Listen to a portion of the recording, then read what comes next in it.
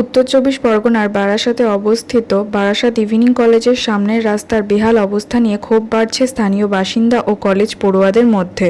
স্থানীয় সূত্রে জানা গিয়েছে, জলের পাইপলাইন বসানোর কাজের জন্য বেশ কিছুদিন আগে রাস্তা খোঁড়া হয়েছিল, তবে দীর্ঘ সময় পেরিয়ে গেলেও সেই কাজ এখনও সম্পূর্ণ হয়নি। অভিযোগ, কখনো কাজ শুরু হচ্ছে আবার দীর্ঘদিন বন্ধ থাকছে, ফলে রাস্তার একাধিক অংশ খোলা অবস্থায় পড়ে রয়েছে। এর কারণে প্রতিদিন কলেজে আসা যাওয়া করা ছাত্রছাত্রীদের পাশাপাশি সাধারণ মানুষকেও নানা সমস্যার সম্মুখীন হতে হচ্ছে। স্থানীয়দের দাবি, রাস্তার এই অবস্থার কারণে যানবাহন চলাচলেও সমস্যা দেখা দিচ্ছে। অনেক ক্ষেত্রেই গাড়ি ঘোরানো বা স্বাভাবিকভাবে যাতায়াত করা কঠিন হয়ে পড়েছে। বর্ষাকালে পরিস্থিতি আরও খারাপ হয়ে যায়, কারণ খোঁড়া অংশে জল জমে চলাচলের অসুবিধা বাড়িয়ে দেয়।